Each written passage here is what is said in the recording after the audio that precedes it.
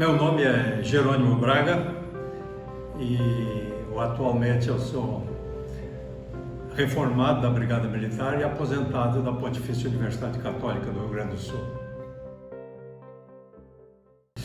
A minha história começa com o meu pai, chamava-se Clóvis Braga, e ele trabalhava no Diário de Notícias. Foi muito tempo do Diário de Notícias e mais tarde ele trabalhou na RBS. Mas lá como Diário de Notícias, quando ele trabalhava no Diário de Notícias, eu passei no concurso para admissão ao curso de formação de oficiais da Brigada Militar. E como eu me identificava muito com o trabalho dele, lá dentro do curso, eu comecei a trabalhar questões de comunicação social. Era muito fácil naquele tempo as relações com a mídia, porque os espaços de mídia eram diferentes dos espaços de hoje. Então nós conseguimos lá pela sociedade acadêmica dos alunos cadetes, um programa semanal na Rádio Princesa, que chamava-se Cadetes de Milícia, e uma coluna no Diário de Notícias todos os domingos sobre as atividades culturais e de ensino da Academia de Polícia. Isso começou a me empurrar para este campo que eu gostei muito. Depois de formado, eu fui transferido para a companhia, o Batalhão Pedro e Paulo da Brigada Militar naquela época. E a Brigada Militar havia criado em 1961, ainda no governo Leonel Brizola, sendo comandante da Brigada o coronel Diomário Mugem, a divisão de relações públicas da Brigada Militar ligada diretamente ao gabinete do comando da Brigada.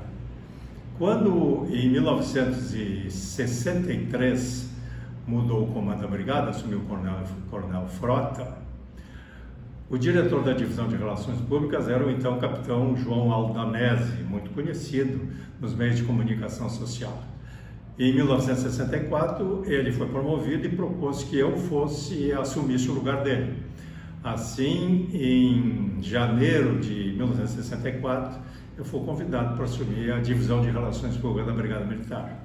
E aí comecei a pesquisar, conhecer como é que era o trabalho e me apaixonei pela profissão, fui adiante, estudando mais, tirando os cursos. Naquele tempo eram cursos técnicos, gerais, oferecidos pelo Senai, pelo Senac e outras entidades. Muita gente da imprensa começou a atuar nessa área, muita gente aqui da Associação Rio Grandense de Imprensa começou a atuar nessa área, como Antoninho Gonzalez, que depois se notabilizou como diretor da Faculdade de Comunicação Social da PUC.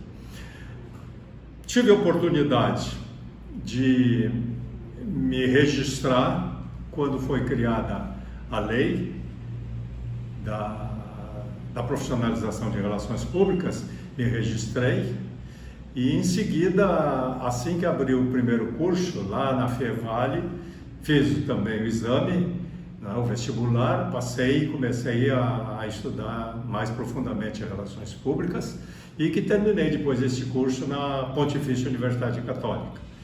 E aí foi como água abaixo, Só fui estudando mais e mais, sem perder as atribuições que me cabiam dentro da Brigada Militar. Como o estudo, a educação, o ensino não é compatível com a função, eu me dedicava à corporação naquilo que eu era obrigado pela minha posição de oficial e sempre que tinha tempo estudava. Eu, de certa forma, por causa disso, nos primeiros anos de meus filhos, fui um pai um tanto quanto ausente, porque saía às 6 horas da manhã, cumpria o expediente da brigada, às 6 horas da tarde já ia direto para a Fevale. Chegava em casa meia-noite, 1h, a turma já estava dormindo, de modo que sábado e domingo eu era pai. Então era um pai que não educava, era um pai que fazia muita bagunça com os filhos para compensar a ausência. Mas eles compreenderam, hoje são excelentes pessoas, dos quais eu muito me orgulho. Seguindo essa minha atividade no campo das relações públicas, passei a colaborar com a Associação Brasileira de Relações Públicas, que era uma entidade muito forte, e com companheiros como Salvador Abeste, que depois foi presidente do conselho, criamos a primeira atividade social muito grande das relações públicas e foi o primeiro Congresso de Relações Públicas do Cone Sul, naqueles anos iniciais da década de 60. Não é? A partir daí, quando foi criada a lei da profissionalização das relações públicas, da diretoria da associação, da ABRP, não é? Desenvolvemos um forte trabalho para criar o Conselho Regional de Relações Públicas aqui. Já havia sido criado o do Rio de Janeiro, que foi considerada a primeira região, o de São Paulo, que foi considerada a segunda região, e o de Minas Gerais, que foi considerada a terceira região, que eram as regiões que estavam bem próximas ali de Brasília, né, onde foi criado a lei lá pelo Congresso.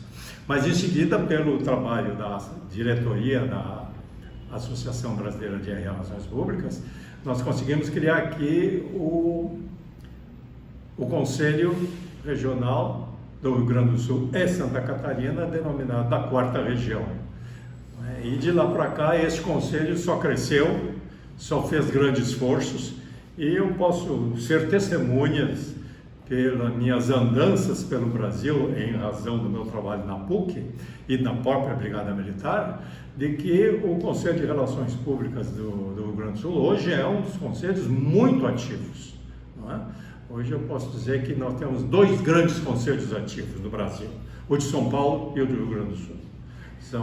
E o do Rio Grande do Sul é um exemplo hoje, e sempre foi, através dos seus esforços. Mais tarde, portanto, quando eu entrei na Brigada, a Brigada havia criado a Divisão de Relações Públicas em 1961, e eu comecei a trabalhar, a estudar mais comunicação social, especialmente jornalismo, que ainda não se falava muito no curso sobre relações públicas. Comecei a estudar esse tipo de coisa e fui convidado por este conhecimento e pela quantidade de cursos que eu havia feito no Senai e no Senac, não é, para chegar lá na Divisão de Relações Públicas da Brigada, já que não havia oficial realmente formado nessa área, pelo menos havia um curioso, não é, como eu, que poderia se chegar ali. E ali eu tive a oportunidade de participar de um congresso de relações públicas feito em Lima, no Peru.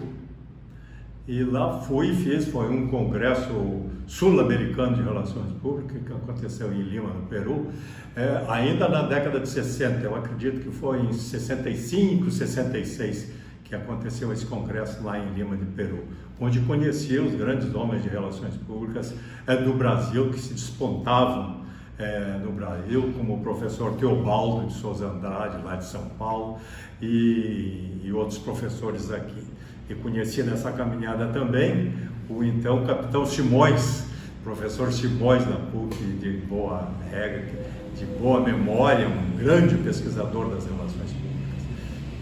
Esse encantamento me posicionou muito como diretor da Divisão de Relações Públicas da Brigada, e mais tarde colaborando com a reorganização da Brigada, implantada pela Inspetoria Geral das Polícias Militares, a criação da 5ª Seção do Estado-Maior, Seção de Assuntos Civis, que administrava as questões de jornalismo, publicidade e relações públicas e publicidade e de relações públicas.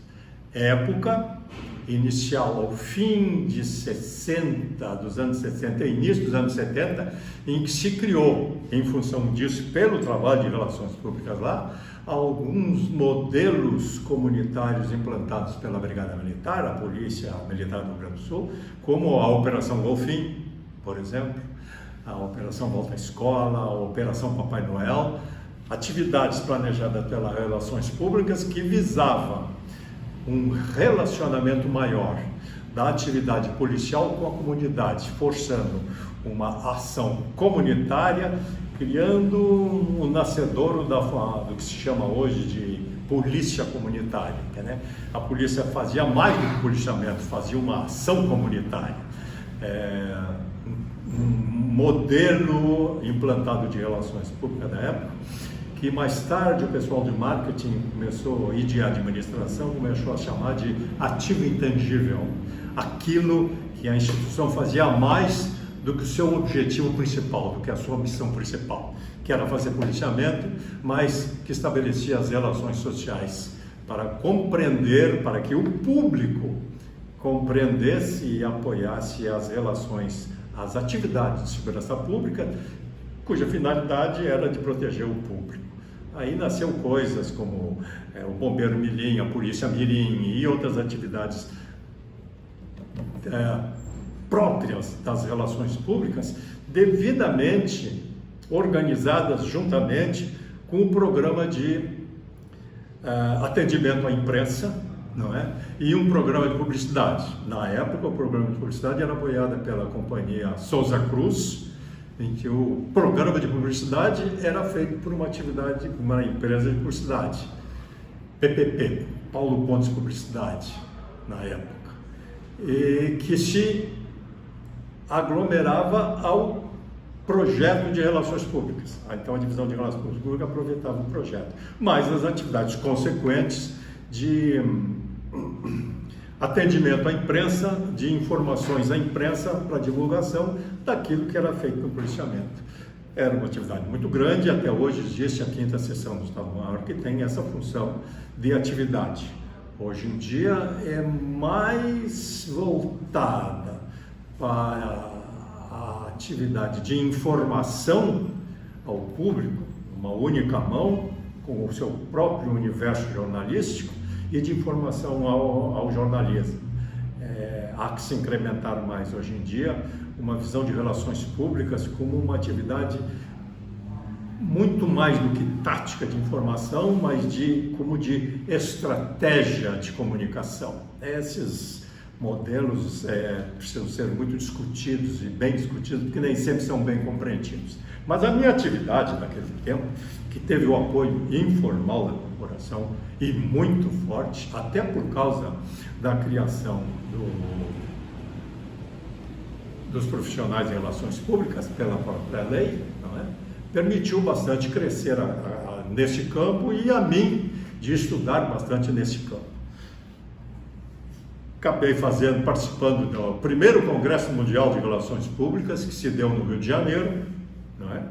Fazendo um curso de comunicação social, categoria A no Exército Brasileiro, no Centro de Comunicação Social, do Centro de Comunicação do Centro de Estudos do Pessoal do Exército, no Rio de Janeiro, ali no Forte Duque de Caxias, na Praia do Leme, o que foi muito bom, porque juntou o útil ao agradável, né? Estudar e poder ir para a praia, não é? Mas um curso muito forte. O Exército dava e dá uma importância muito grande a esse conhecimento, tanto que hoje em dia o maior e o melhor manual de relações públicas que eu conheço, o atual, é o Manual de Relações Públicas do Exército, que é uma obra de cerca de 200 páginas de visão estratégica de como o Exército deve estudar, fazer as relações públicas. O Exército cuida muito disso, não é? E outros cursos de especialização em diversas áreas de relações públicas, tanto na universidade como fora da universidade, mas muita participação em eventos. E isso aí me fez a minha carreira, não é? E o início foi esse aí, esse encantamento pelo que eu vi no jornalismo e esse encantamento pelo que eu vi depois do além do jornalismo, isso é, como nos damos bem com uma sociedade e por que nós devemos estar e mostrar para nós mesmos e para a sociedade que somos uma instituição universal nas relações com a sociedade, para a qual trabalhamos e da qual precisava e precisa a polícia do apoio. Eu entrei na faculdade, eu comecei o curso quando a Fevale abriu o curso, se não me engano, lá por 1969, 70, 71, porque eu não consegui fazer o curso normalmente, não é? Eu fiz o curso em 6 anos, porque eu não conseguia fazer todas as cadeiras, eu demorei a fazer todas as cadeiras, não é? Então, eu sou formando da PUC de 1976, mas o curso eu comecei muito antes, não é? Eu fiz, acho que 3 anos na Fevale e 3 anos na PUC. Eu fui um aluno assim, que não tinha toda a disponibilidade do curso, né? Então, o meu bacharelado é de 76. E minha formação como oficial é de 62, é de 62. Veja só que até cumprir todo esse périplo da formação em relações públicas levou algum tempo, né? Em 76. Quando eu me formei em 76 na PUC, eu já era provisionado como profissional de relações públicas, né? Mas, como eu já tinha o curso de formação de oficiais, que é um curso depois foi reconhecido como MEC, como curso de formação superior, não é? E os cursos técnicos. E não havia professor suficiente da área de relações públicas específico para a PUC, para a FAMEC da PUC. O então diretor da FAMEC, o Alberto André, me convidou para professor dos anos iniciais. Então eu era aluno e professor dos anos iniciais, já que eu era provisionado, portanto reconhecido, e que já tinha curso que permitia, né? Então eu fui professor da PUC a partir de 1º de agosto de 75. Né? Então eu fiquei agosto de 75 e o ano de 76 todo como professor dos anos iniciais e me formei em 76. O que me valeu algumas preocupações e algumas brigas, porque o pessoal que já estava sendo formado dizia que eu não podia ser professor, porque eu não estava formado, porque eu era provisionado, essas brigas de retórica, das quais eu fugi de todas, com muito medo, porque eu não queria que a profissão fosse manchada por causa disso. E graças a Deus não foi, só foram algumas coisas, algumas pequenas pendências. E a PUC me apoiou bastante e eu consegui, tanto que eu me aposentei da PUC quando fiz exatamente 40 anos de professor da PUC. Fazem 3 anos ou 4 anos que eu me aposentei da PUC. Não é? E aí com essa aposentadoria, aí também eu me aposentei aqui pelo Conselho, né? Porque eu mantive a minha participação aberta do Conselho, não é? Creio até que eu, se for olhar na lista, eu sou um dos 3 ou 4 mais se mantiveram a contribuição ao Conselho há bastante tempo, né?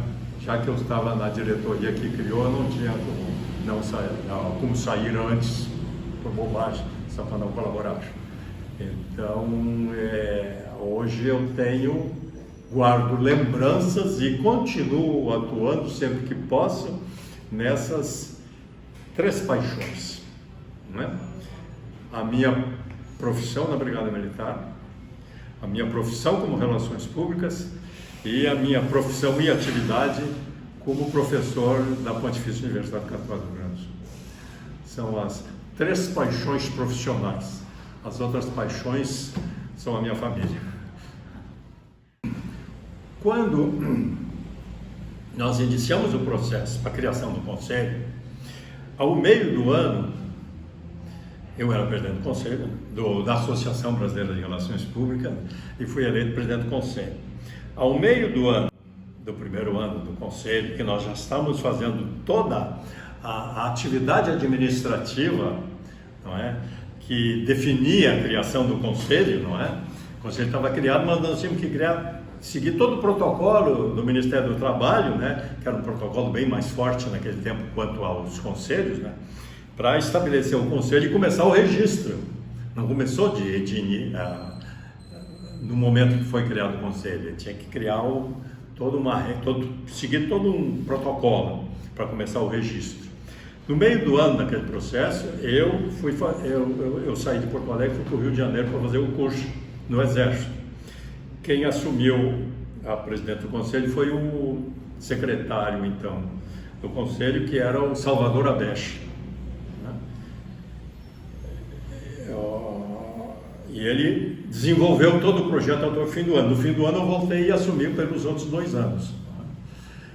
Aqueles 3 primeiros anos da posição do Conselho foram de muito estudo e muito trabalho e muita preocupação pelo conceito que se criava das relações públicas naquele tempo. As relações públicas não eram vistas como hoje são vistas, ou como foram mudando aos poucos o tempo, como uma profissão mais séria, no sentido de planejar a estratégia da comunicação das instituições. Era vista mais como um processo forte de relações,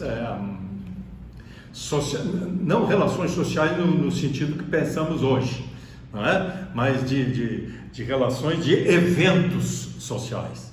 Relações de eventos sociais. É mais uma atividade prática do que uma atividade pensante. Não é?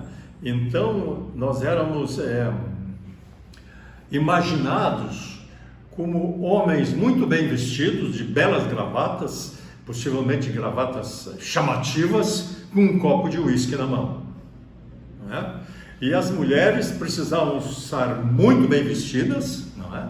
Bonitas, bem apresentadas. Não se pensava que uma mulher que não tivesse essas características de Miss, não é? Fosse uma relações públicas. Então se contratava, tinham anúncios de profissionais de relações públicas, se contrata profissionais de relações públicas para um evento de exposição de automóveis, para um evento de exposição X, em que elas seriam as pessoas que recebiam as visitas, as autoridades que conduziam, não é? Ou que serviam o coquetel, ou coisa parecida assim. Muito se pensava nisso, né? Tanto que quando nós fizemos o primeiro projeto, primeiro congresso do CONISUL, né? Eu era presidente do conselho, e o organizador do projeto foi um grupo de profissionais de relações públicas da Universidade Federal, mais o Salvador Abege. E esse grupo teve muito trabalho, porque a empresa, a agência de publicidade que esse grupo contratou para fazer o projeto de publicidade, propriamente dito, do evento, quando bolou um cartaz de um homem bem vestido, com uma gravata enorme e com um copo de uísque na mão. Era o que se pensava na época, né? E alguns próprios ALP pensavam assim também. Nós temos que fazer isso, porque se nós fizermos festa e convidar as pessoas para participar da festa, elas vão gostar de nós, vão ser bem recebidos, esse tipo de coisa. São coisas que se venceram com o tempo, mas havia muita dificuldade, e isso impedia uma fiscalização formal, de vez que no Ministério, nas delegacias regionais do trabalho, aqui em Porto Alegre, algumas pessoas, antes da criação de um conselho, lá compareceram e se registraram, porque bastava se dizer relações públicas para o registro. Deve estar guardado aqui no conselho o livro que a Delegacia Regional do Trabalho, central aqui de Porto Alegre, deu ao conselho quando foi registrado, com o nome das pessoas que foram lá e se disseram relações públicas. Muitas dessas pessoas honraram as relações públicas, porque eram profissionais na área da comunicação, grandes profissionais na área de comunicação, especialmente de jornalismo, como Alberto Andé, foi diretor da FAMECO, esqueci o nome, daqui a pouco ele disse, ainda há pouco disse o nome dele, daqui a pouco eu lembro. Pode ir lá. E outros grandes profissionais da própria área de relações públicas, como o primeiro presidente da Associação Brasileira de Relações Públicas, o primeiro presidente era um homem da área da publicidade e propaganda, mas desenvolvia muito relações públicas. Então havia muita gente ali que honrou a relações públicas, mas continuava com essa visão. Nós fomos mudando aos poucos. Os primeiros 3 anos foram bastante difíceis, como os seguintes depois, até poder implantar efetivamente um processo de fiscalização mais forte. E esse processo só se deu porque a universidade cresceu no processo de formação. Porque quando o processo de formação foi montado na universidade, havia um processo de formação de conhecimentos muito fortes do processo de administração da comunicação social, como, por exemplo, a estatística e a pesquisa eram muito fortes. A matemática era muito forte, porque já os primeiros profissionais da área universitária diziam que o planejador da comunicação social para o futuro precisa conhecer estatística, porque se ele não conhecer as bases formais da opinião pública pelo processo estatístico, ele só vai ter opinião e palpite e não opinião pública. Então, era muito forte essa entrada, como foi muito forte a entrada da filosofia e foi muito forte a entrada da sociologia, para que houvesse essa primeira compreensão para depois poder pensar em comunicação. Isso provocou, de certa forma, para aquele primeiro grupo que entrava, que pensava que era uma ação tática e formal, de bom mocismo, não é? Provocou uma reação de que o curso precisava ser reformado. E ele foi reformado alguns anos depois para um curso mais prático, o que deu um pouquinho de atraso para o curso. Na terceira reforma que retomou. Hoje o terceiro retomou. Essa terceira reforma se deu mais ou menos fortemente a partir do fim da década de 80 e da década de 90, com o primeiro plano estratégico da PUC, eu estou falando lá da PUC, o primeiro plano estratégico da PUC, que determinou o novo plano pedagógico de todas as faculdades e que foi o caminho primeiro para formar a PUC de hoje. Naquele tempo, a visão da estratégia era uma visão de 10 anos. Ao fim daqueles 10 anos, a PUC tinha um programa 2000 para 2000. Eram 2000 doutores e mestres para o ano 2000. Que a PUC não tinha e que tinha que atingir isso, até pelos próprios projetos do MEC. Quando chegou a 2000, chegou à conclusão que o horizonte de 10 anos não era mais horizonte, certo? Aí passou para um horizonte de 5 anos.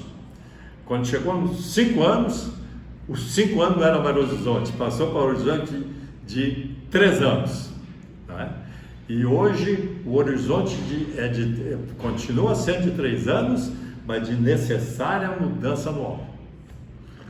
Ora, se para o Relações Públicas é preciso um conhecimento tal que oponha nesta visão de ajuste, o conhecimento profundo das questões de estatística, das questões da formalização da opinião pública, né? Do estudo que Caio Augusto Amaral começou já lá na década de 70 no Rio de Janeiro, ele era do Rio de Janeiro. Ele falava de o método da historicidade para a formação de relações públicas, a partir de uma forma do professor Walter Ramos Poiares, que relações públicas era, antes de tudo, uma fórmula de física, que coisa mais maluca pode parecer, não é? Ele botava lá a opinião pública, um vetor em cima. A opinião pública é um vetor, é uma força numa determinada direção. Se eu conheço essa força, que força eu posso colocar ao lado ou contrapor? Que métodos de contraforça eu devo usar ou não? Só conhecendo profundamente essas variantes, essas modas ou o sistema modal da opinião pública, que o profissional de relações públicas pode trabalhar em estratégia. Veja só que coisa que força um aprofundamento cultural. Eu batalhei muito nesse aprofundamento cultural. E que na PUC, vários lugares aí, na FEVALE, na Universidade Federal do Rio Grande do Sul, Santa Maria hoje fortemente trabalha muito com isso, né? Mas que na PUC encontrou um professor que já pensava nisso, que foi o Roberto Porto Simões, que aprofundou essa questão, não é? Quando ele começou a trabalhar com ética e estética das relações públicas, não é? Foi muito honrado por viver com essa gente e por patrocinar com esses valores, né? Inclusive desenvolvendo alguns estudos, alguns trabalhos junto com os alunos de relações públicas sobre mitologia. Se nós trabalhamos com esses valores matemáticos da opinião pública, da formação da opinião pública, o estereótipo, o mito, como é que isso é formado e como isso vai influenciar para o futuro. Não é? E se implantou em Porto Alegre, na Brigada Militar, um método denominado Método de Avaliação da Opinião Pública para Ações Futuras, que era um método que tinha uma professora da PUC que trabalhava muito, de jornalismo quantificado, naquele tempo chamava jornalismo quantificado, que era avaliar o texto jornalístico, não é? A partir da sua semântica, o que ele significava, e que o que ele empurrava à opinião pública, mesmo que não dissesse que aquela era a direção, quando nascia a questão da propaganda subliminal também. Que valor é esse? Que está empurrando em que direção? E essa técnica permitia a começar, a Brigada Militar foi a primeira que aplicou essa técnica aqui através da Divisão de Relações Públicas e da 5ª Seção do Estado-Maior, para montar este tipo de conhecimento, porque que em dados momentos ou em dados acontecimentos é tão forte e o que causava tão forte a crítica contrária à ação policial e de onde partia isso, se da própria instituição pelo mau serviço ou da questão da semântica, nem por vontade ou pela informação simples, para que não estabelecer aqui, quando era interno, nós podíamos saber e ir direto na fonte, mas aqui nós não podíamos dizer que a culpa é desse ou daquele. Aqui nós tínhamos que saber qual a causa e qual a razão ou o preconceito anterior que levava a isso, ou as relações anteriores que levavam a isso, para poder montar um processo de relações públicas. Portanto, o que determinou a criação dessas operações, Golfinho, etc., que estabeleceu melhor relacionamento na área da segurança pública. E isso, o Conselho Regional aprovou e trabalhou muito isso, que levou inclusive no comando, na presidência, quando era presidente da República, o general Ernesto Geisel, a pedir aqui, através do seu chefe de imprensa, que era um gaúcho, Kramer, pedi para o Kramer estudar isso. E o Kramer teve um dia aqui em Porto Alegre, 2, 3 dias ele veio aqui, conversou conosco no conselho, nós mostramos para ele como é que funcionava isso. Ele nos levou a passar um mês em Brasília, fazer um modelo lá para a assessoria de imprensa da Presidente da República. Nós fizemos um modelo de uma visita do general Médici ao Nordeste, e nós sabemos que ao fim do governo Médici e durante o governo seguinte, João Figueiredo, já eram fortes as ações de redemocratização do país, não é, para terminar os governos militares. Então eles não eram muito bem recebidos por aí. E por esta visão da expectativa da opinião pública formada pela semântica da época, distribuída formalmente pelas televisões, pelos rádios e pelos jornais, qual era a expectativa do que ele diria lá. E em função disso nós repassamos, no dia exato que ele viajava para lá, nós que entregamos o relatório do processo semântico, inclusive com os dados formais da opinião pública, do aspecto da moda, do aspecto modal, podia ser ou não podia ser da probabilidade, e o resultado foi muito positivo, porque ele acabou dizendo que a expectativa que ele dizia, do que ele queria falar lá.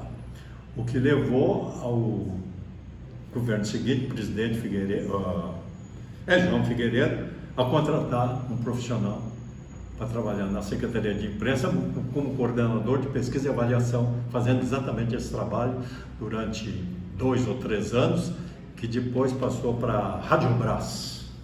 Fazia esse trabalho e hoje não tem mais, né?